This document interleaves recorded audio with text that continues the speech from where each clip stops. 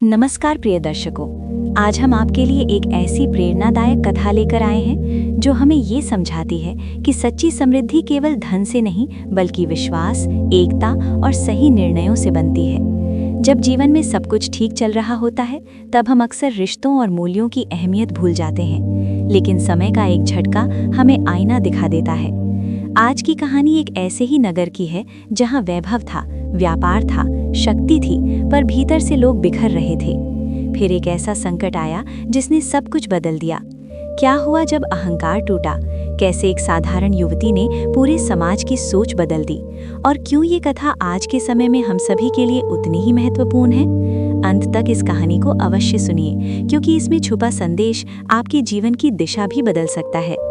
बहुत प्राचीन समय की बात है। एक समृद्धि और विशाल नगर के मध्य एक पुराना बरगद का वृक्ष खड़ा था, जिसके नीचे वर्षों से न्याय और अन्याय की अनेक कथाएं जन्म लेती और समाप्त होती थीं। उसी नगर में आर्या नाम की एक साधारण किंतु अत्यंत दृढ़ निश्चयी कन्या अपने माता पिता के साथ रहती थी। उसका परिवार संपन्न नहीं था, पर उनके घर में संस्कार और आत्मसम्मान की कमी नहीं थी। आर्या बचपन से ही देखती थी कि नगर की कुछ सामंत गरीब किसानों से अत्यधिक कर वसूलते और उनकी भूमि पर अधिकार कर लेते थे। लोग भय के कारण मौन रहते, पर आर्या का हृदय ये सब देखकर व्याकुल हो उठता। वो अक्सर उस बरगद के नीचे बैठकर सोचती कि क्या अन्याय को सहना ही नियति है। समय बीतता गया और एक वर्ष ऐसा आया जब सूखा पड़ गया। खेतों में अन्न न हुआ, फिर भी कर की मांग पहले से अधिक की गई। कई परिवारों के घर उजड़ गए। तब आर्या ने निश्चय किया कि वो मौन नहीं रहेगी। उसने घर घर जाकर लोगों को एकजुट किया और समझाया कि यदि सब मिलकर अपनी बात रखें तो परिवर्तन संभव है। प्रारंभ में लोग डरे हुए थे, पर उसकी निडर वाणी ने उनमें साहस भर दिया। एक दिन वो सबको लेकर राज दरबार पहुंची, जहां उसने विनम्र पर दृढ़ स्वर में कहा कि प्रजा पर अत्याचार राज्य को दुर्बल बना देता है। उसकी स्पष्ट बातों से दरबार में सन्नाटा छा गया। कुछ सामंत क्रोधित हुए, पर जनता की एकता देखकर वे चुप रह गए। शासक ने जांच का आदेश दिया और धीरे धीरे सच्चाई सामने आने लगी। जिन किसानों की भूमि छीनी गई थी उन्हें वापस दिलाई गई और कर व्यवस्था में सुधार किया गया। नगर में पहली बार लोगों ने अनुभव किया कि सत्य और साहस मिलकर व्यवस्था को बदल सकते हैं। पर परिवर्तन यही नहीं रुका। आर्या ने लोगों को केवल अधिकार ही नहीं, कर्तव्य भी समझाए। उसने कहा कि यदि न्याय चाहिए तो स्वयं भी ईमानदार बनना होगा। उसने बच्चों को पढ़ाना प्रारंभ किया और स्त्रियों को संगठित कर स्वावलंबन के छोटे छोटे कार्य सिखाए। समय के साथ नगर में सहयोग की भावना बढ़ी और जो लोग पहले स्वार्थ में डूबे थे वे भी समाज के हित में सोचने लगे। आर्या ने कभी कोई पद स्वीकार नहीं किया। उसने साधारण जीवन जीते हुए सेवा को ही अपना धर्म माना। वर्षों बाद जब नई पीढ़ी बड़ी हुई तो उसने उसी बरगद के नीचे बैठकर निर्णय लेने की परंपरा बना ली, ताकि किसी एक व्यक्ति की नहीं बल्कि सामूहिक बुद्धि की विजय हो। और इस प्रकार एक साधारण कन्या का साहस पूरे नगर की दिशा बदल गया और उसका जीवन ये प्रमाण बन गया कि सच्चा परिवर्तन शक्ति से नहीं बल्कि सत्य और एकता से आता है। आर्या की कथा यहीं समाप्त हुई, जहां एक साधारण कन्या ने अपने साहस और धैर्य से पूरे नगर को ये सिखा दिया कि अन्याय के सामने झुकना नहीं चाहिए और सत्य की राह कठिन अवश्य होती है, पर अंत में वही विजय दिलाती है। उसी प्रेरणा की धारा को आगे बढ़ाती हुई अब एक और विस्तृत कथा आरंभ होती है। हिमालय की ऊंची पहाड़ियों के बीच बसे एक छोटे से गांव की, जहां जीवन प्रकृति की कठोर परीक्षाओं से होकर गुजरता था। उस गांव में वीरेंद्र नाम का एक परिश्रमी युवक अपने वृद्ध पिता हरिनारायण के साथ रहता था। उनका घर साधारण था। दीवारें मिट्टी और पत्थर की बनी थीं और आंगन में लोहे की भट्टी जलती रहती थी। पीढ़ियों से उनका परिवार लोहार का काम करता आया था। वे हल, फाल, दरांती और खेती के औजार बनाते थे। गांव के लोग उन पर निर्भर थे, पर पहाड़ी जीवन आसान नहीं था। बरसात में तेज पानी रास्तों को बहा ले जाता और सर्दियों में इतनी बर्फ गिरती कि कई कई दिन तक लोग घरों में कैद हो जाते। सबसे बड़ी समस्या तब होती जब अनाज और दवाइयां समय पर नहीं पहुंच पाती थीं। कई बार बीमार लोग इलाज के अभाव में तड़पते रहते थे। ये सब देखकर वीरेंद्र का मन दुखी हो जाता। वो सोचता कि यदि पहाड़ कठिन है तो क्या मनुष्य की बुद्धि भी हार मान ले। उसके पिता उसे समझाते कि बेटा, कठिनाई ही इंसान को मजबूत बनाती है और जो हाथ लोहा मोड़ सकता है वो भाग्य भी मोड़ सकता है। यही शब्द वीरेंद्र के जीवन का आधार बन गए। एक वर्ष अत्यंत भयंकर बर्फबारी हुई। रास्ते पूरी तरह बंद हो गए। गांव का संपर्क नीचे के कस्बे से टूट गया। अन्न का भंडार धीरे धीरे समाप्त होने लगा। तब वीरेंद्र ने निश्चय किया कि वो ऐसा साधन बनाएगा जो इन ऊबड़ खाबड़ और बर्फीले रास्तों पर भी चल सके। उसने पुराने रथों की बनावट देखी, पहियों की कमजोरी को समझा और सोचा कि पहिए चौड़े हों ताकि बर्फ में न धंसें। उसने कई दिनों तक लोहे को तपाकर अलग अलग आकार दिए। लकड़ी का चुनाव भी सोच समझ कर किया। पहली बार बनाया गया ढांचा भारी था और ढलान पर टूट गया। दूसरी बार पहिए पत्थरों से टकराकर बिखर गए। लोग कहने लगे कि ये असंभव है, पर वीरेंद्र ने हार नहीं मानी। उसने हर असफलता से सीख ली और अंततः महीनों की मेहनत के बाद एक हल्का किंतु मजबूत रथ तैयार किया, जिसमें लोहे की मजबूत धुरी और चौड़े पहिए थे। वो रथ 2 लोगों के सहारे भी चल सकता था और झटकों को सह लेता था। जब पहली बार वो रथ बर्फीली ढलान से उतरकर सुरक्षित अनाज लेकर लौटा तो पूरे गांव में खुशी की लहर दौड़ गई। बुजुर्गों की आंखों में आंसू थे, क्योंकि उन्होंने पहली बार देखा कि उनके बीच का ही एक युवक असंभव को संभव बना रहा है। धीरे धीरे आसपास के गांवों में भी ये रथ पहुंच गया। वीरेंद्र ने केवल धन कमाने का विचार नहीं किया, उसने युवाओं को बुलाकर सिखाया कि ये कैसे बनाया जाता है ताकि वे स्वयं आत्मनिर्भर बन सकें। उसने एक छोटी कार्यशाला भी शुरू की, जहां पहाड़ी औजारों के साथ साथ ये परिवहन रथ भी बनते थे। इससे गांव में रोजगार बढ़ा, युवाओं को बाहर पलायन नहीं करना पड़ा और संकट के समय सहायता शीघ्र पहुंचने लगी। वर्षों बाद जब पहाड़ी मार्गों का सुधार हुआ और नए साधन आए, तब भी लोग उस पहले रथ को संभाल कर रखते थे, क्योंकि वो केवल लकड़ी और लोहे का ढांचा नहीं था, वो उनके साहस और एकता का प्रतीक था। वीरेंद्र की कथा हमें ये सिखाती है कि परिस्थिति चाहे कितनी भी कठोर क्यों ना हो, यदि मन में दृढ़ निश्चय हो और परिश्रम करने का साहस हो तो पहाड़ जैसी समस्या भी रास्ता दे देती है। और जो व्यक्ति केवल अपने लिए नहीं बल्कि समाज के लिए सोचता है, उसका नाम समय के साथ सम्मान से लिया जाता है। वीरेंद्र की कथा यहीं पूर्ण हुई, जहां उसके साहस और परिश्रम ने पहाड़ों में बसे लोगों को आत्मनिर्भर बनने की राह दिखा दी और ये सिद्ध कर दिया कि कठिन परिस्थितियां भी दृढ़ निश्चय के आगे झुक जाती हैं। अब तीसरी कथा आरंभ होती है, समुद्र से दूर नहीं बल्कि उसके किनारे बसे एक प्राचीन और अत्यंत समृद्ध नगर की, जहां सुबह की पहली किरण के साथ ही घाटों पर हलचल शुरू हो जाती थी। विशाल जहाज दूर देशों से मसाले, रेशम और कीमती पत्थर लेकर आते और यहाँ से अनाज, कपड़ा और हस्तशिल्प लेकर लौटते। उसी नगर में नीलांबरा नाम की एक बुद्धिमान और शांत स्वभाव की युवती रहती थी। उसके पिता शास्त्रों के ज्ञाता और लेखाकार थे, जो व्यापारियों को लेखा जोखा समझाते, और उसकी माता अत्यंत सरल और दयालु थीं, जो हर जरूरतमंद की सहायता करती थीं। बचपन से ही नीलांबरा ने समृद्धि देखी थी, पर उसने ये भी देखा कि धीरे धीरे नगर के लोगों में स्वार्थ बढ़ता जा रहा था। व्यापारी अधिक लाभ के लिए एक दूसरे को नीचा दिखाने लगे थे, कारीगरों को उचित मूल्य नहीं मिलता था और परिवारों में धन को लेकर कलह होने लगी थी। बाहर से नगर चमकता था, पर भीतर से विश्वास कमजोर पड़ रहा था। नीलांबरा ये सब चुपचाप देखती और मन ही मन सोचती कि यदि विश्वास टूट गया तो ये वैभव टिक नहीं पाएगा। तभी एक वर्ष समुद्र में भयंकर तूफान उठा। कई जहाज डूब गए, बंदरगाह को भारी क्षति पहुंची और व्यापार अचानक ठप पड़ गया। जिन व्यापारियों ने सारा धन समुद्री मार्ग पर लगा दिया था, वे कर्ज में डूब गए। मजदूरों के पास काम नहीं रहा और नगर में निराशा फैल गई। पहले जो लोग एक दूसरे से प्रतिस्पर्धा करते थे, अब सहायता की अपेक्षा में एक दूसरे की ओर देखने लगे, पर किसी के पास पर्याप्त साधन नहीं थे। नीलांबरा ने ये स्थिति देखकर अपने पिता से कहा कि संकट केवल धन का नहीं बल्कि व्यवस्था और विश्वास का है। उसने नगर के प्रमुख व्यापारियों और कारीगरों की सभा बुलाने का प्रस्ताव रखा। प्रारंभ में लोगों को आश्चर्य हुआ कि एक युवती क्या सुझाव दे पाएगी, पर परिस्थिति गंभीर थी, इसलिए सभा हुई। उस सभा में नीलांबरा ने शांत स्वर में कहा कि यदि सब लोग अपने शेष संसाधनों का एक भाग मिलाकर सामूहिक कोष बनाएं और जिनका सर्वाधिक नुकसान हुआ है उन्हें उससे सहायता दी जाए तो नगर फिर से खड़ा हो सकता है। उसने ये भी कहा कि आगे से व्यापार का एक हिस्सा सुरक्षित निधि में रखा जाए ताकि भविष्य के संकट में काम आए। कुछ लोगों ने विरोध किया, पर जब उसने उदाहरण देकर समझाया कि अकेले कोई भी सुरक्षित नहीं रह सकता, तब धीरे धीरे सहमति बनने लगी। सामूहिक कोष बना, कारीगरों को नए काम दिए गए, बंदरगाह की मरम्मत सामूहिक श्रम से शुरू हुई। नीलांबरा ने स्त्रियों के लिए छोटे उद्योग प्रारंभ करवाए, जैसे सूखे फलों का संरक्षण, वस्त्रों की बुनाई और मिट्टी के बर्तनों का निर्माण, जिससे घरों में आय का नया स्रोत खुला।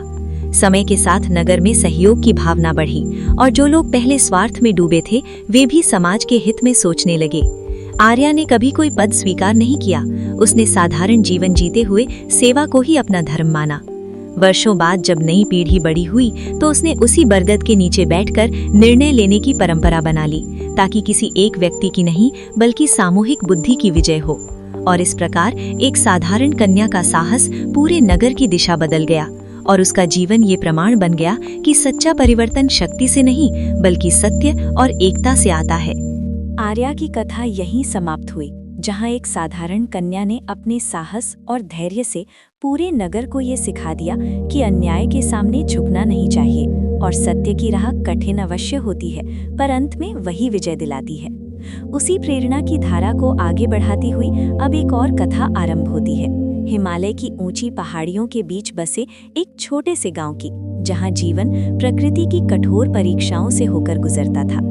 उस गांव में वीरेंद्र नाम का एक परिश्रमी युवक अपने वृद्ध पिता हरिनारायण के साथ रहता था। उनका घर साधारण था, दीवारें मिट्टी और पत्थर की बनी थीं और आंगन में लोहे की भट्टी जलती रहती थी। पीढ़ियों से उनका परिवार लोहार का काम करता आया था। वे हल, फाल, दरांती और खेती के औजार बनाते थे। गांव के लोग उन पर निर्भर थे, पर पहाड़ी जीवन आसान नहीं था।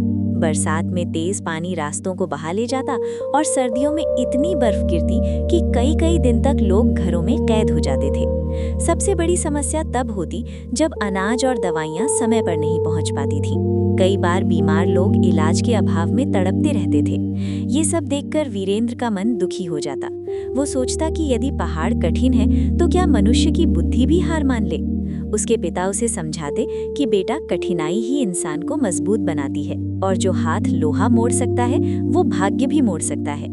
यही शब्द वीरेंद्र के जीवन का आधार बन गए। एक वर्ष अत्यंत भयंकर बर्फबारी हुई, रास्ते पूरी तरह बंद हो गए, गांव का संपर्क नीचे के कस्बे से टूट गया, अन्न का भंडार धीरे धीरे समाप्त होने लगा। तब वीरेंद्र ने निश्चय किया कि वो ऐसा साधन बनाएगा जो इन ऊबड़ खाबड़ और बर्फीले रास्तों पर भी चल सके। उसने पुराने रथों की बनावट देखी, पहियों की कमजोरी को समझा और सोचा कि पहिए चौड़े हों ताकि बर्फ में न धंसे। उसने कई दिनों तक लोहे को तपाकर अलग अलग आकार दिए। लकड़ी का चुनाव भी सोच समझकर किया। पहली बार बनाया गया ढांचा भारी था और ढलान पर टूट गया। दूसरी बार पहिए पत्थरों से टकराकर बिखर गए। लोग कहने लगे कि ये असंभव है, पर वीरेंद्र ने हार नहीं मानी। उसने हर असफलता से सीख ली और अंततः महीनों की मेहनत के बाद एक हल्का किंतु मजबूत रथ तैयार किया, जिसमें लोहे की मजबूत धुरी और चौड़े पहिए थे। वो रथ 2 लोगों के सहारे भी चल सकता था और झटकों को सह लेता था। जब पहली बार वो रथ बर्फीली ढलान से उतरकर सुरक्षित अनाज लेकर लौटा तो पूरे गांव में खुशी की लहर दौड़ गई। बुजुर्गों की आंखों में आंसू थे, क्योंकि उन्होंने पहली बार देखा कि उनके बीच का ही एक युवक असंभव को संभव बना रहा है। धीरे धीरे आसपास के गांवों में भी ये रथ पहुंच गया। वीरेंद्र ने केवल धन कमाने का विचार नहीं किया, उसने युवाओं को बुलाकर सिखाया कि ये कैसे बनाया जाता है ताकि वे स्वयं आत्मनिर्भर बन सके। उसने एक छोटी कार्यशाला भी शुरू की, जहां पहाड़ी औजारों के साथ साथ ये परिवहन रथ भी बनते थे। इससे गांव में रोजगार बढ़ा, युवाओं को बाहर पलायन नहीं करना पड़ा और संकट के समय सहायता शीघ्र पहुंचने लगी। वर्षों बाद जब पहाड़ी मार्गों का सुधार हुआ और नए साधन आए, तब भी लोग उस पहले रथ को संभाल कर रखते थे, क्योंकि वो केवल लकड़ी और लोहे का ढांचा नहीं था, वो उनके साहस और एकता का प्रतीक था। वीरेंद्र की कथा हमें ये सिखाती है कि परिस्थिति चाहे कितनी भी कठोर क्यों ना हो, यदि मन में दृढ़ निश्चय हो और परिश्रम करने का साहस हो तो पहाड़ जैसी समस्या भी रास्ता दे देती है। और जो व्यक्ति केवल अपने लिए नहीं बल्कि समाज के लिए सोचता है, उसका नाम समय के साथ सम्मान से लिया जाता है। वीरेंद्र की कथा यहीं पूर्ण होती है, जहां उसके साहस और परिश्रम ने पहाड़ों में बसे लोगों को आत्मनिर्भर बनने की राह दिखा दी और ये सिद्ध कर दिया कि कठिन परिस्थितियां भी दृढ़ निश्चय के आगे झुक जाती हैं। अब तीसरी कथा आरंभ होती है, समुद्र से दूर नहीं बल्कि उसके किनारे बसे एक प्राचीन और अत्यंत समृद्ध नगर की, जहां सुबह की पहली किरण के साथ ही घाटों पर हलचल शुरू हो जाती थी। विशाल जहाज दूर देशों से मसाले, रेशम और कीमती पत्थर लेकर आते और यहाँ से अनाज, कपड़ा और हस्तशिल्प लेकर लौटते थे। उसी नगर में नीलांबरा नाम की एक बुद्धिमान और शांत स्वभाव की युवती रहती थी। उसके पिता शास्त्रों के ज्ञाता और लेखाकार थे, जो व्यापारियों को लेखा जोखा समझाते थे, और उसकी माता अत्यंत सरल और दयालु थी, जो हर जरूरतमंद की सहायता करती थी। बचपन से ही नीलांबरा ने समृद्धि देखी थी, पर उसने ये भी देखा कि धीरे धीरे नगर के लोगों में स्वार्थ बढ़ता जा रहा है। व्यापारी अधिक लाभ के लिए एक दूसरे को नीचा दिखाने लगे थे, कारीगरों को उचित मूल्य नहीं मिलता था, और परिवारों में धन को लेकर कलह होने लगी थी। बाहर से नगर चमकता था, पर भीतर से विश्वास कमजोर पड़ रहा था। नीलांबरा ये सब चुपचाप देखती और मन ही मन सोचती कि यदि विश्वास टूट गया तो ये वैभव टिक नहीं पाएगा। तभी एक वर्ष समुद्र में भयंकर तूफान उठा। कई जहाज डूब गए, बंदरगाह को भारी क्षति पहुंची और व्यापार अचानक ठप हो गया। जिन व्यापारियों ने सारा धन समुद्री मार्ग पर लगा दिया था, वे कर्ज में डूब गए। मजदूरों के पास काम नहीं रहा और नगर में निराशा फैल गई। पहले जो लोग एक दूसरे से प्रतिस्पर्धा करते थे, अब सहायता की अपेक्षा में एक दूसरे की ओर देखने लगे, पर किसी के पास पर्याप्त साधन नहीं थे। नीलांबरा ने ये स्थिति देखकर अपने पिता से कहा कि संकट केवल धन का नहीं, बल्कि व्यवस्था और विश्वास का है। उसने नगर के प्रमुख व्यापारियों और कारीगरों की सभा बुलाने का प्रस्ताव रखा। प्रारंभ में लोगों को आश्चर्य हुआ कि एक युवती क्या सुझाव दे पाएगी, पर परिस्थिति गंभीर थी, इसलिए सभा हुई। उस सभा में नीलांबरा ने शांत स्वर में कहा कि यदि सब लोग अपने शेष संसाधनों का एक भाग मिलाकर सामूहिक कोष बनाएं और जिनका सर्वाधिक नुकसान हुआ है उन्हें उससे सहायता दी जाए, तो नगर फिर से खड़ा हो सकता है। उसने ये भी कहा कि आगे से व्यापार का एक हिस्सा सुरक्षित निधि में रखा जाए, ताकि भविष्य के संकट में काम आए। कुछ लोगों ने विरोध किया, पर जब उसने उदाहरण देकर समझाया कि अकेले कोई भी सुरक्षित नहीं रह सकता, तब धीरे धीरे सहमति बनने लगी। सामूहिक कोष बना, कारीगरों को नए काम दिए गए, बंदरगाह की मरम्मत सामूहिक श्रम से शुरू हुई। नीलांबरा ने स्त्रियों के लिए छोटे उद्योग प्रारंभ करवाए, जैसे सूखे फलों का संरक्षण, वस्त्रों की बुनाई और मिट्टी के बर्तनों का निर्माण, जिससे घरों में आय का नया स्रोत खुला। समय के साथ नगर में फिर से गतिविधि बढ़ी। लोग अब एक दूसरे को प्रतिस्पर्धी नहीं, बल्कि सहयोगी समझने लगे। कुछ वर्षों बाद जब समुद्री व्यापार पूरी तरह बहाल हुआ, तो नगर पहले से अधिक मजबूत स्थिति में था, क्योंकि अब वहाँ केवल धन ही नहीं, बल्कि पारस्परिक विश्वास भी था। लोग संकट के उस समय को याद करते जब उनका अहंकार टूटा और उन्हें समझ आया कि समृद्धि का वास्तविक आधार सहयोग है। नीलांबरा ने कोई पद या सम्मान स्वीकार नहीं किया।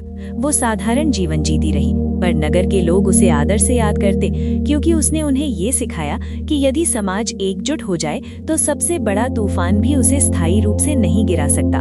और यही इस कथा का संदेश है कि सच्ची संपत्ति धन नहीं, बल्कि विश्वास और एकता है। प्रिय दर्शकों, यदि इस कथा ने आपके मन को छुआ हो और आपको ये महसूस कराया हो कि जीवन में विश्वास, सहयोग और सही सोच कितनी महत्वपूर्ण है, तो इस संदेश को अपने तक सीमित मत रखिए। इसे अपने परिवार और मित्रों के साथ अवश्य साझा कीजिए, ताकि हम सब मिलकर एक बेहतर समाज की ओर कदम बढ़ा सकें। याद रखिए, परिस्थितियां चाहे कितनी भी कठिन क्यों ना हो, यदि हम साथ खड़े रहें तो हर संकट छोटा पड़ जाता है।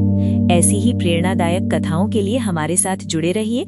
वीडियो को लाइक कीजिए और अपने विचार हमें कमेंट में जरूर बताइए। फिर मिलेंगे एक नई कहानी और एक नए संदेश के साथ।